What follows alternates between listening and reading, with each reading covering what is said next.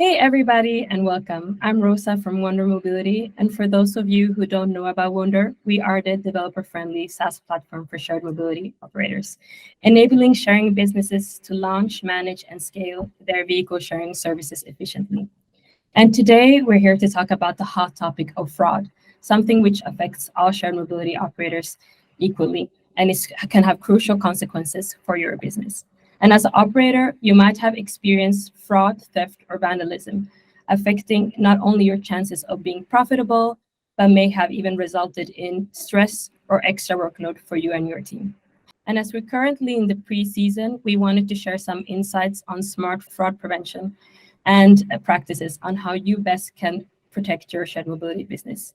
So today I'm joined by Stefano Niero, Vehicles Product Manager, and Yohan, Product Owner here at Wunder, who will give us some insights into fraud prevention from a software and hardware perspective right before the high season. So maybe you both could introduce yourselves and your roles here at Wunder. Hi, thanks, Rosa. I'm Yohan Francis. I'm a product owner here at Wunder. I focus on the monetization and operational aspects of our product. Stefano and I have been working closely together on a few topics that are at the intersection of software and hardware, and fraud is a great example where these two need to work in close collaboration to address these issues end to end. Hi, Rosa and Yohan. Hi, everyone. I am Stefano Niero. I work at Wunder as a vehicles product manager. I focus on hardware development and co-development, as well as on some software aspects related to connectivity and API development. So thank you for your introduction. And just a quick note for everyone who's watching that you'll be able to leave your questions right down in the chat, and we'll either get back to you during the webinar or as soon as possible afterwards. With that said, let's get started. So what does fraud look like in shared mobility today, and why is it so crucial for operators to be aware of it?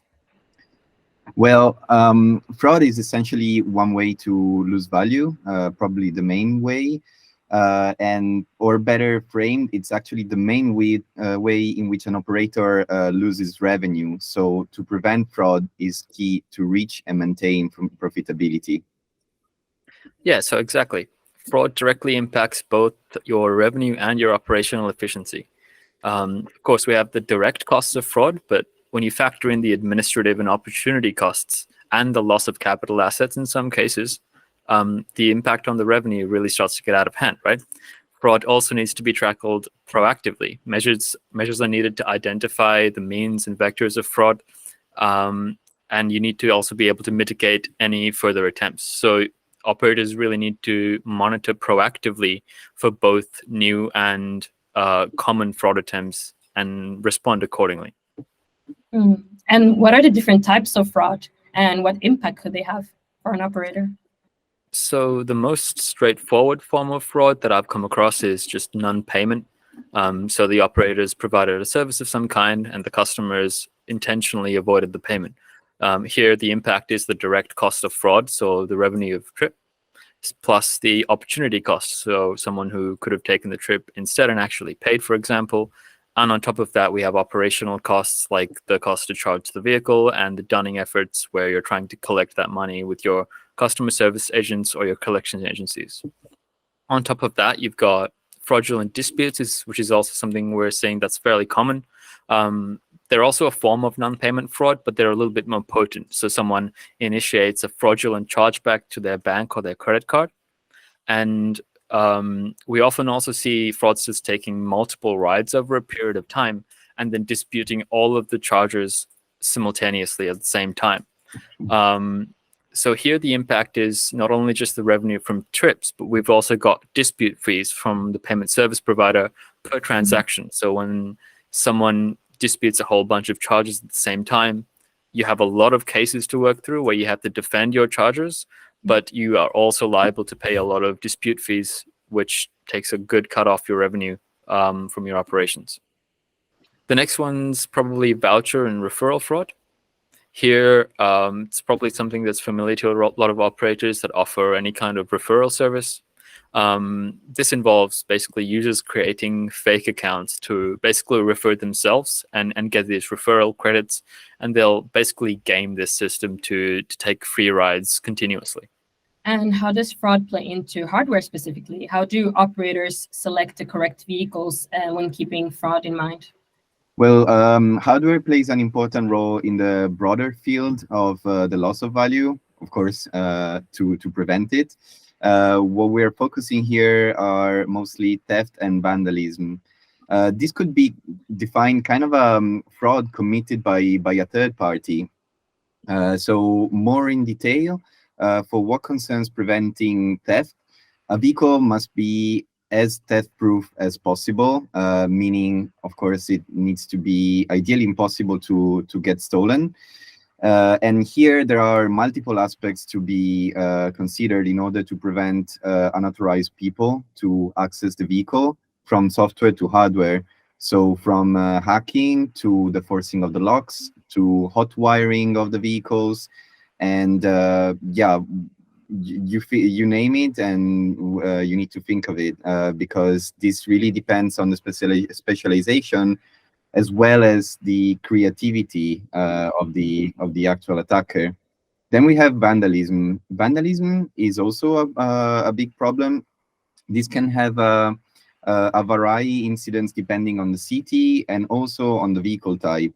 To tackle these problems, what needs to be done is done mostly in concept phase, in the vehicle development phase. And it varies, countermeasures vary a lot depending on vehicle category that have its own story. So for example, starting from scooters, scooters are the lightest and perceived as the less precious vehicles, both by the users, but also by the inhabitants of a certain city. So we've seen also multiple news, and it's a matter of debate. Scooters are very often can be perceived as aliens on sidewalks by many people, especially, of course, non-users. And they very often experience open hostility. Then we have mopeds. Mopeds are better perceived, definitely better perceived, although the perception can change a lot from city to city, but I would say more from country to country, depending on the mobility habits. But here they are better perceived as they are more consistent, more costly in a way. But there are also other risks here. Risks of falling over is especially during the rides. This is actually countermeasured by designing the moped in a sturdy way in order to minimize damages. Also aesthetically, we'll come to that later. Then we have cars. Cars are the most expensive vehicles to buy and to maintain healthy. The product is definitely much more complex than the other vehicles, so most of the times operations need to be outsourced to third parties. Here, the choice of the actual car is key, and there are also different factors also regarding especially how the car can be perceived by the surrounding environment. We mentioned earlier perception and aesthetic. Vehicle perception plays a big role. It seems to be secondary, but it has actually a strong impact on how the service is perceived. If something is ruined already, people care less about the vehicles, care less during the driving, but also care less to damage it on the street. So this aspect is something that can be tackled by an operator. It depends a lot on the operator performances, and this can prevent vandalism a lot. In all this system, we have the bikes. The bikes, the e-bikes are one of the newest actors in shared mobility. They play a very interesting role because they are more expensive, a little bit more expensive than scooters, but still much cheaper than mopeds. They can enjoy a much wider audience, definitely the widest audience possible compared to all the other vehicles categories, and by far wider because we don't have any driver license required, just as well, just like the scooters. But also people are more used to riding bikes, so it's less of a new vehicle to learn. These are usually better perceived from the vandalism point of view, because also people are more used to see them in the cities. But of course, there are other aspects that needs to be taken care of during the design phase. In particular, here the stealing of components. So fixtures of the different items in the bike needs to be theft-proof, as theft-proof as possible. Really interesting. So let's talk about how to actually protect your fleet from fraud. Are there any examples on how operator can prevent or even recover from fraud? Yeah, so here generally, the more you know your customer, the more effective all your other fraud measures are going to be. If you can say for sure that a customer is unique by verifying their identity, their device, and their contact information, your ability to enforce things like account blocks and regulatory requirements is significantly increased. To this end, we've got a couple of features that are helpful, things like email verification, phone number verifications, and driver license verification are all great options to raise your KYC metric. With these features, yeah, we make sure that the user is actually contactable by using the phone number that they've provided, that they really are who they say they are, and it also really limits the ability for a user to make a fake account or bypass an account block, because you've already got that phone number stored in your system and you've basically blacklisted it. Something else that's pretty useful is our auto-end trip feature. So if you're familiar with bikes or mopeds being abandoned mid-ride, or someone forgetting to end their trip, and a bystander basically picking up this vehicle and taking it for a joyride, then you'll enjoy the results of this feature, because we will auto park your vehicle if it's not moving for a little while. And if it goes past a certain threshold, we also have the ability to end the trip and secure the vehicle by locking it and locking the tailbox and things like that. On the payment side, you really can get much better than pre-authorization, both when a user is adding the payment method initially and also when the user is trying to take a trip. So making sure that the user's got a valid payment method, they've also got enough funds in their account to actually pay for the ride. These are both pretty important in ensuring that you're going to get the revenue for the services that you're providing. I also mentioned referral management a little while back. Here, you can set up a maximum number of referrals per customer, and you can also set up some rules, like only releasing your referral credits after the first ride, so that it's a little bit harder to game that system, and you still get some revenue, because that user now has to take a ride in order to get those referral credits if they're trying to be a little bit fraudulent. Really interesting that you mentioned all these insights. What about when it comes to vandalism? Well, vandalism can have a dramatic variation of incidents in costs, and it changes from city to city. In larger cities, even from area to area. Here, as I said earlier, the solutions are mostly preventive. The vehicle simply needs to be designed in a solid and sturdy way, and well thought out in terms of protection of the most delicate components. But also to hook on what I was saying before about people being creative, this of course applies not only to theft but also to vandalism. And to this category, I would ascribe also hacking vehicles just for the fun of it.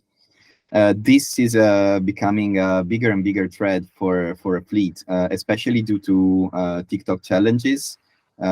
So this is a new trend that consists in the fact that whenever a way to hack a vehicle is found, then it gets filmed and posted on TikTok or other social media, and it goes viral, and this becomes a breach in a dam.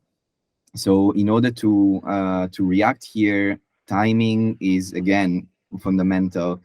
As an example that I would like to bring, we had an experience in a country outside of Germany with mopeds being hot wired. So they found a way to access the moped, of course, forcing some bodyworks parts, forcing some locks, and to and hotwire the whole moped to in order to turn it on and ride it. These then eventually vehicles were recovered, but they were heavily damaged, and this was growing and growing hour after hour, day after day. So it was fundamental to find a solution as quickly as possible. We managed to develop a solution that allowed for an over-the-air update, so a software update on the moped that neutralized the action that was performed to hotwire the moped. This was great because also when we are talking about finding solutions, the more we can work on the software, the better it is, because a fleet can be as big as thousands of vehicles. So to have a hardware modification of thousands of vehicles, it means hours, days, if not more, of operation, and of course costs. By finding this update, we could quickly recover for this fault of the vehicle. And as a matter of fact, a couple of weeks later, these videos went viral, and we started seeing these events occurring also in Germany with another operator with the same moped. But thanks to the update that we already prepared, we updated also this other fleet, and we prevented massive loss in terms of vandalism, and in this case 100% fraud. Really interesting insights there. And when discussing this topic, such as fraud, how can, for example, APIs and webhooks help operators on top of the already listed solutions mentioned by you, Stefano? Our stable system handles more than 35 million API calls a day, out of which around 10 million are IoT hardware calls. Then another 10 is backend and 15 front-end calls. Here, webhooks are very important tools because they are APIs event triggered. The aforementioned webhook vehicle moving outside of reservation is one of the easier examples.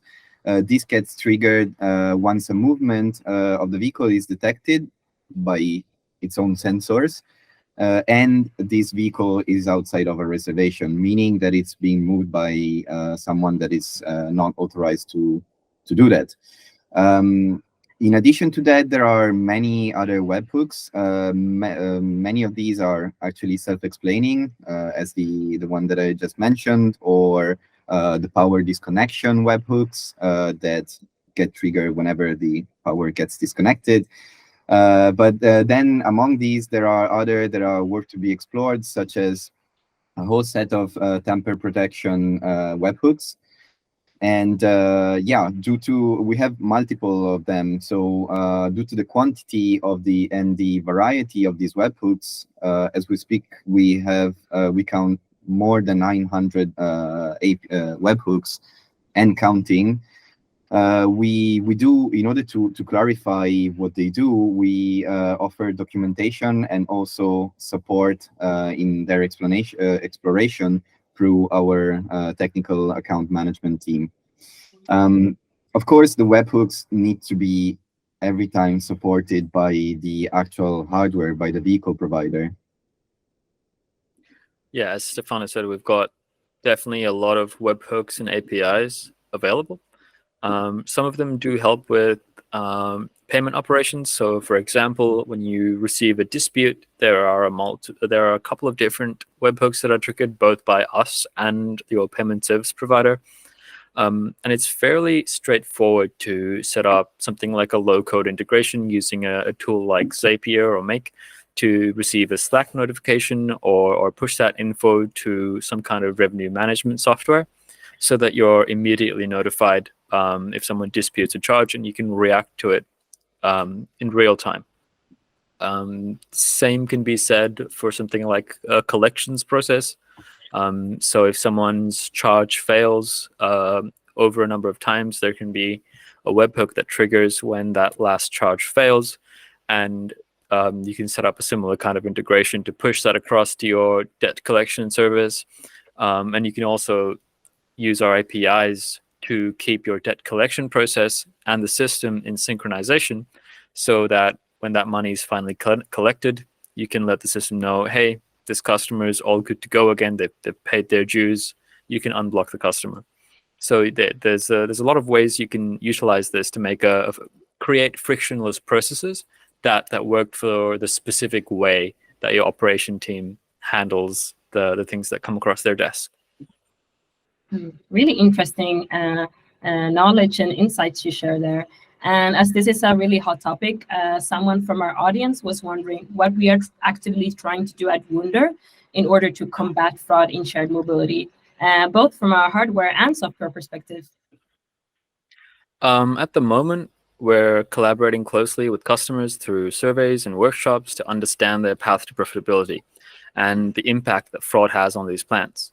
I'm particularly interested in handling disputes and fraudulent payments to understand if we can somehow systematically reduce or react to these disputes to reduce the load on the operators and their customer service agents. In addition to that, we're also looking at things like user segmentation and risk assessment to understand how that can be leveraged to reduce damage and vandalism, hit and runs and illegal driving, for example. Yeah, from a hardware perspective, it's fundamental to stay in close contact with the operators as they are the ones that are experiencing at the first stage everything that can happen.